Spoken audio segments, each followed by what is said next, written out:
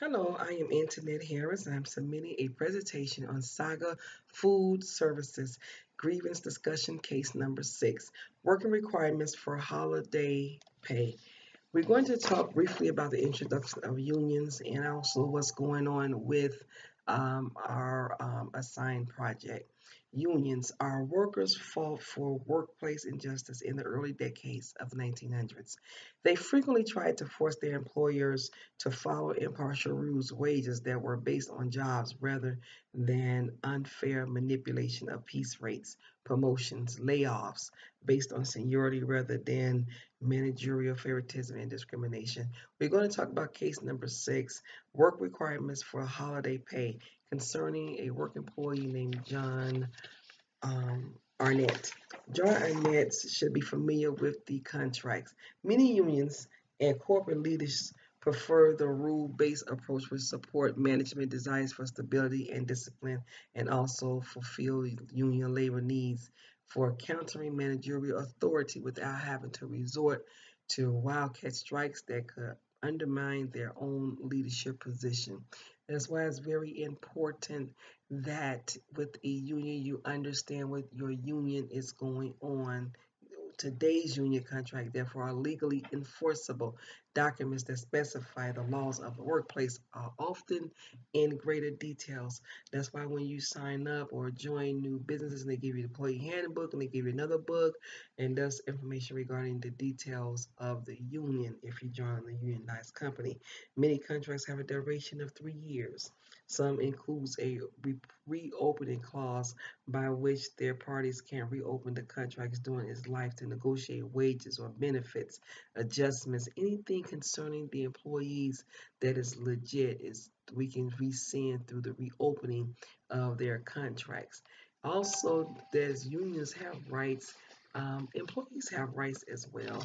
The employees' rights, there are four types. You have the just cause discipline, you have the seniority rights, you have the compensation rights, and you have the grievance procedures. And I do believe about 80% of any workplace that is unionized, that their employees are the ones that is using it for the grievance, for them to be their voice because something didn't go their way, something was not right. So they used and they choose to use a grievance procedure when it comes to unions. But in return for that, we as employees, we need to make sure that we follow all the guidelines, the rules, and the regulations that they have set for their employees.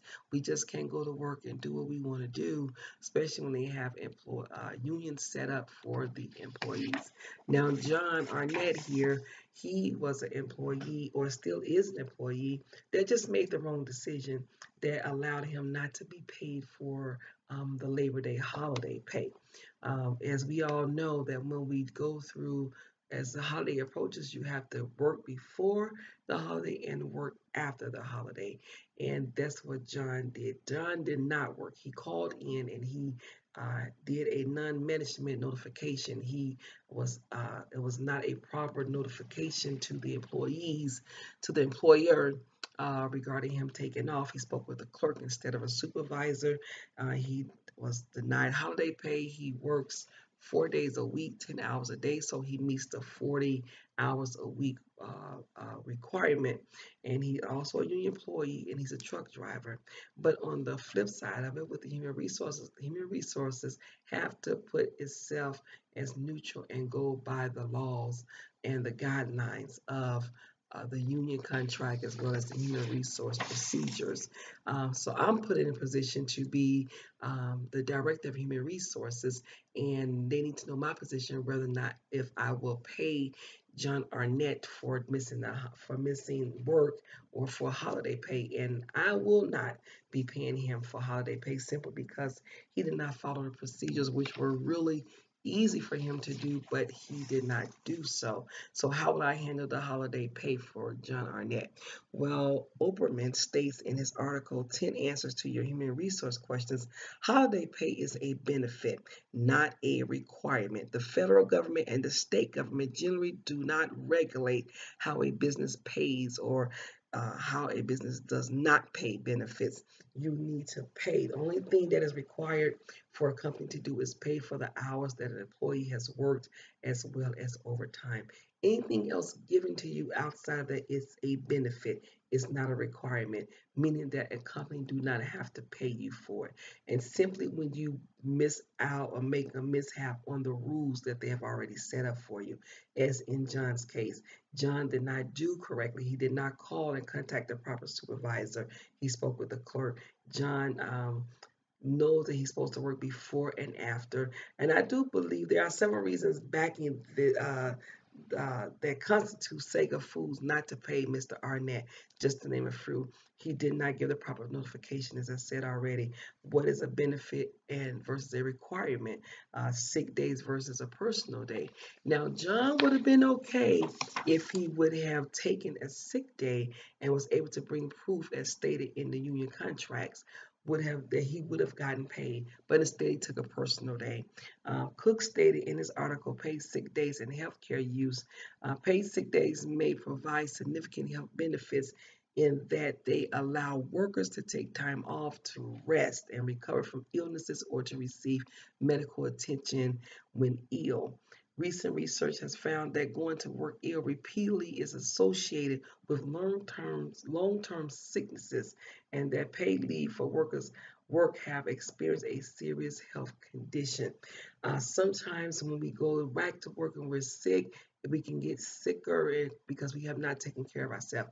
Now he would have did better just by coming in and showing proof that he took off, but he didn't. He did a personal day, and really a personal day, there we go again, is a benefit. It is not a requirement. So they would have to give more leeway if he would have took off sick, but instead he did not.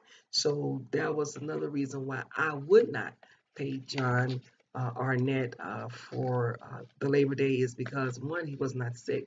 He could have came to work, but he chose not to come to work. So I would not be paying him for that. And so as we continue to move forward, Edward stated that the holiday pay entitlement questions answer, it is not generally agreed that employees who are not permitted to take the statutory holiday while on sick leaves are allowed to carry holiday over to the next holiday year. See, like I stated before, is the guidelines that any company have is always different than the next. Uh, this in this particular article, they can take their sick leave over into the next year, and then there are some employees that will not even accrue it. So if you don't take it, you can lose it. So it's, like I said, it's very important that we follow the guidelines because, as I explained to you earlier, benefits is just that they are benefits, they are not a requirement. So it's not mandatory for the company to pay you. So in my conclusion, I will not pay John Arnett for taking off the day after Labor Day. I will not pay him the Labor Day hours because he took off inappropriately. He did not contact the proper authorities, and then he did not, it has not been stated, but we will assume he did not give enough time or good enough notice, because it said they called the next day, which was the day that he took off on Wednesday. So the action plan that is set up is that I will be giving not only Mr. Arnett, but we will also um, educate the entire staff concerning paid off time, vacation, sick leave, personal and holiday pay as well. Even though we are unionized, there are rules and procedures that all employees as well as management need to adhere to and go by. So you can just look at some of the references that I have taken that coincides with the reason why I decided not to pay Mr. Arnett for holiday pay.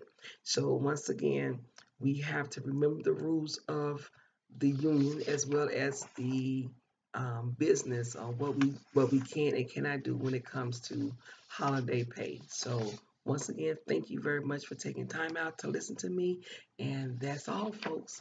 Bye bye.